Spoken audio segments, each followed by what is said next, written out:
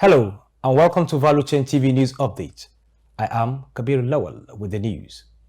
And on the Value Chain TV News Update, the National Identity Management Commission NIMC has temporarily suspended front-end partners from participating in National Identification Number NIN enrollment amidst concerns over national security.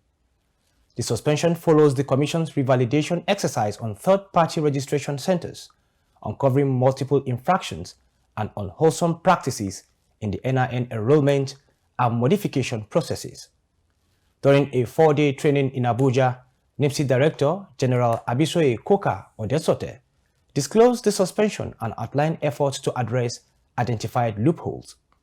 She acknowledged partnership between NIMC, the Nigerian Communications Commission (NCC), and security agencies to leverage national identity numbers NIN and subscribers' identity module SIM databases in locating kidnappers and rescuing victims. Some Nigerians expressed their thoughts on this development.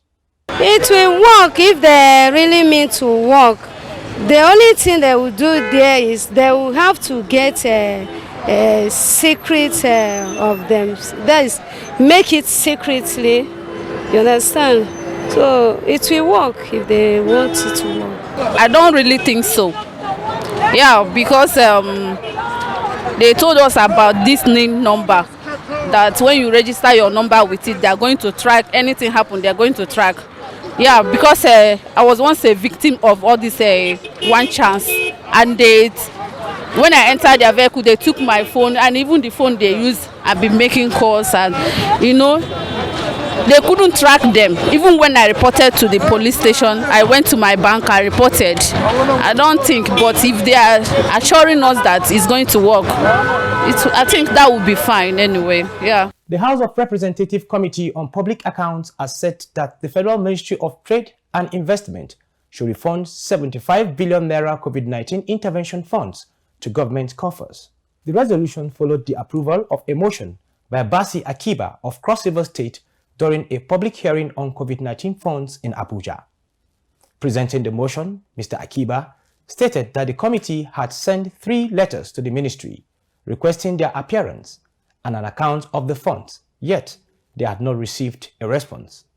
In his ruling, Chairman of the committee, Bamidele Salam, said that the activities of the committee are backed by the Constitution, standing rules of the House, and other relevant laws.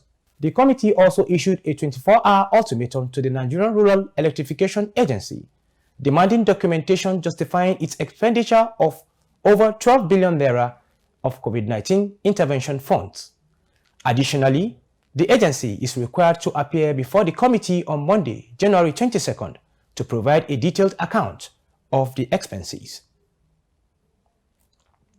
The Nigerian Content Development and Monitoring Board, NCDMB, has been commended for its steadfast commitment to the growth of local content, particularly for the support it lends to the fabrication subsector of the Nigerian oil and gas industry.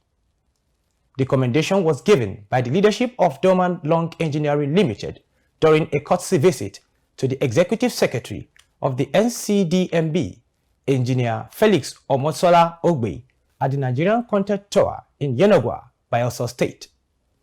Dorman Long Engineering team was led by the company's chairman, Dr. Timmy Austin Peters, with the mission to announce the company's 75th anniversary in Nigeria.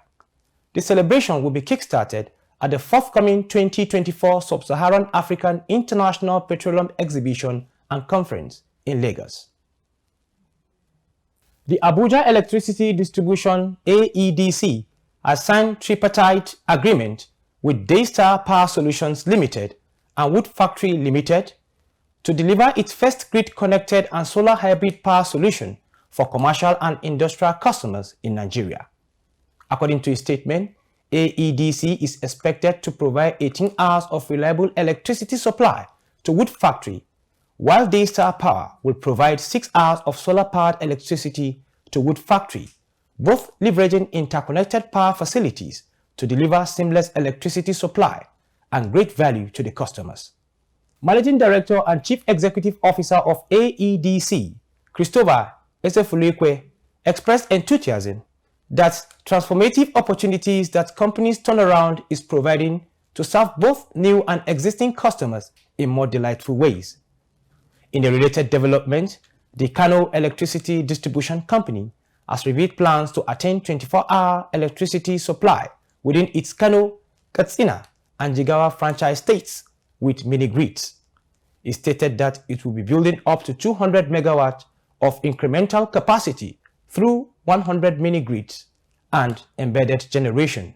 The company's board chairman, Mr. Adamu Gumel, said this during a tour of one of the mini-grid sites at Zawachiki, Kumbotso local government area of Kano State.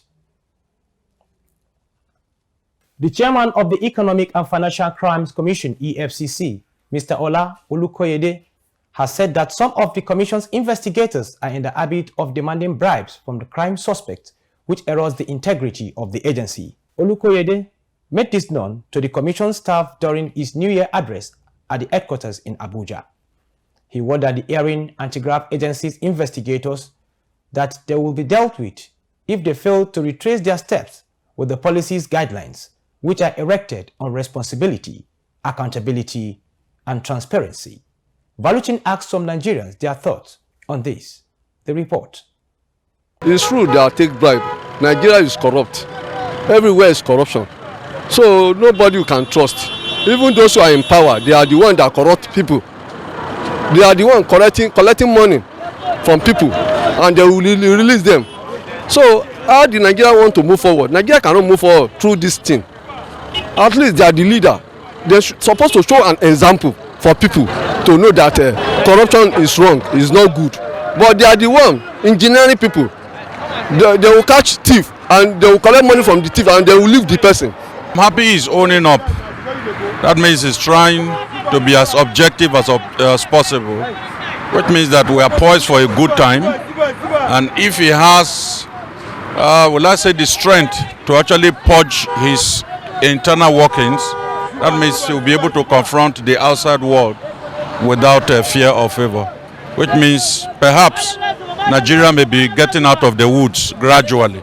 But if that is the truth, then I don't think that agency is worth being there, because honestly they need to investigate them very well. It's either they remove them or they put people that will monitor them very well, because I can't understand why people that are supposed to be the people hunting people that are stealing are the ones still collecting bribe or whatever. So I don't think they need to be there if that is the case.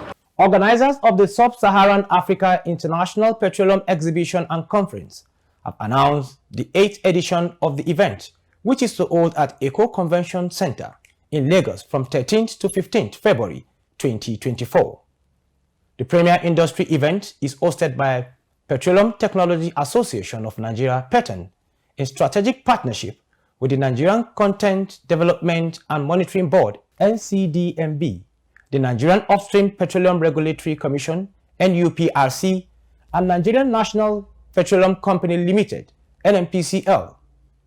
The conference will highlight billions of dollars of project opportunities across Africa, also featuring numerous business-to-business networking and partnership opportunities, with over 100 speakers from across Nigeria, Ghana, Senegal, Mozambique, and other African countries. After what appeared to be an abysmal outing, as Nigeria was held 1-1 draw by Equatorial Guinea in their opening game at the African Cup of Nations tournament, the Super Eagles may have restored hope to Nigerians by winning their last match with Cote d'Ivoire. Valuchin TV gathered reactions of Nigerians on the win. Here's the report. I feel the Super Eagles, they really tried their best from the first half to the second half with the help of our coach. Then they worked together as a team, even though they missed so much chances. Like, they played as a team, they worked hand in hand, they corrected some errors, and really appreciate our goalkeeper. He made some pretty nice saves there, and like, it's a nice one. Upper hand, I wouldn't say an upper hand, but I think they have a chance at winning. Yeah, so I hope they win. I didn't follow the match, but everybody was happy, so I'm happy too by proxy. And that's it on the Valuchin TV News Update. I am Kabir Lawal. Thanks for watching.